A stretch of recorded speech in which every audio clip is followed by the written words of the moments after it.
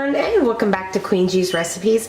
And today I'm very happy to bring you a very delicious, very simple, and very creamy recipe, which is a caramel flan. It requires very few ingredients and ingredients that you have on hand all the time, so there's no excuse not to make it. And let's go over what we're going to need. So first of all, I want to show you, I'm going to be using a bun cake pan. This is a 10-cup bun cake pan, and inside I have already placed my caramelized sugar. Now I will leave the link in the description box for this video because we already have a how-to on the channel, so I will do that. And next you will need 9 whole eggs, 1 tablespoon of vanilla extract. Here we have 4.5 cups of milk, and what I have in here is 3/4 cups of sugar.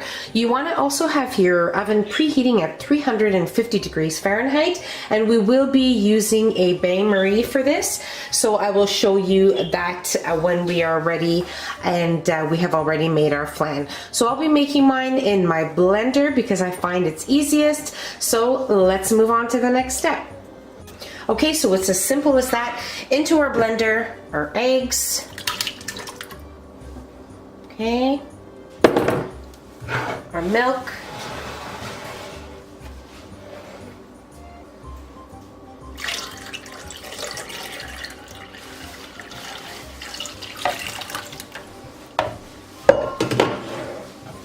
Vanilla.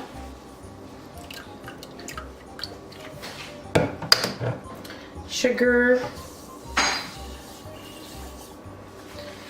and blend for about a minute.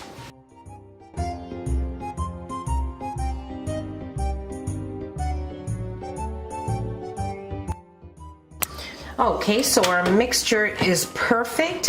Now you want to make sure you mix it until you have no visible egg or anything else in your mixture. So this is great, and now I'm going to grab my bundt cake pan here, which we have prepared with our caramelized sugar. Okay, and that's it. So we're ready to pour it in on top of our caramelized sugar here.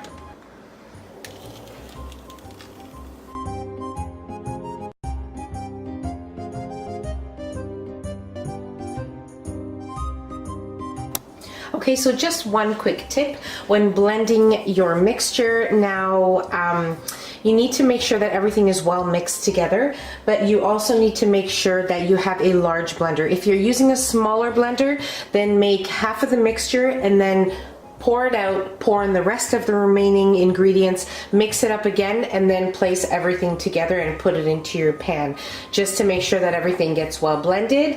So I have a 9-cup blender, that's why I was able to fit everything in. So just making sure about that.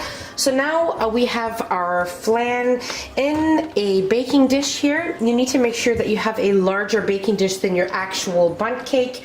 So that's what I have here, because we will also be placing in some warm water here. So we're also going to wrap our flan with some aluminum foil, which I will be doing right now, and then I'll add in some hot water. It doesn't have to be boiling water, as long as it's hot water.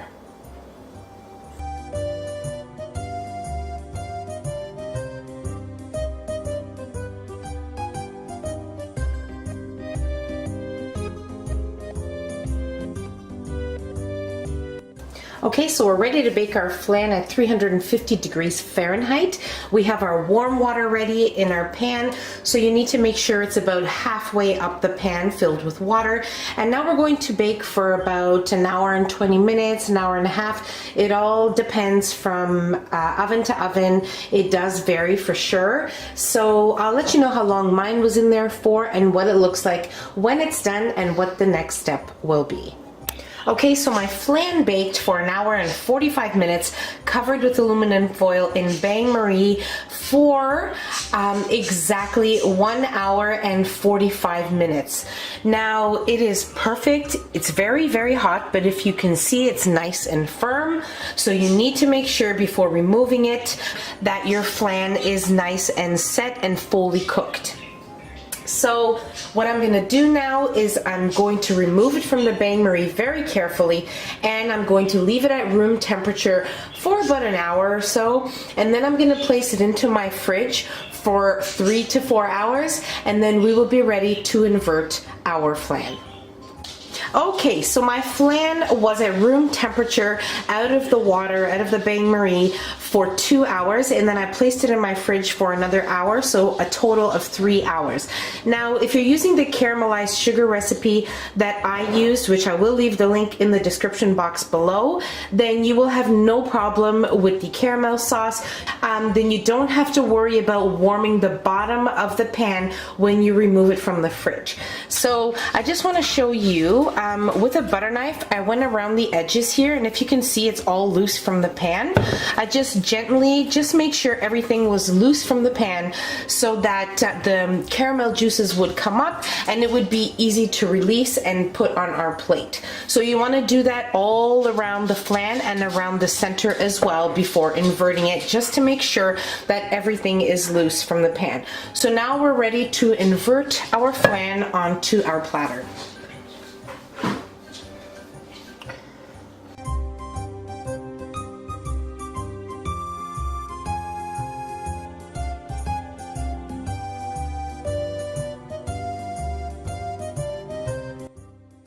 Okay, so our flan is just perfection. We have the right amount of caramel sauce so we can serve on each portion, and it's just perfect. So now we are ready to cut a slice and try it.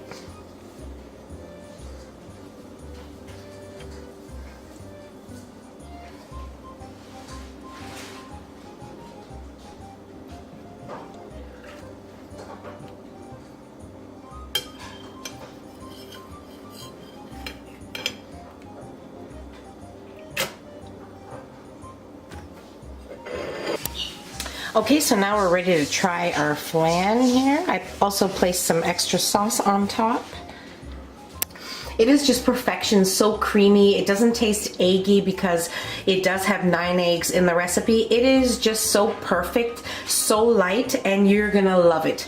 So don't forget to give us a nice big thumbs up. Don't forget to subscribe if you haven't already, and don't forget to hit that notification bell so you will be notified every time I upload a new and delicious recipe. Don't forget to share the recipe with your family and friends, and I'll see you in my next video. Take care. Bye, everyone.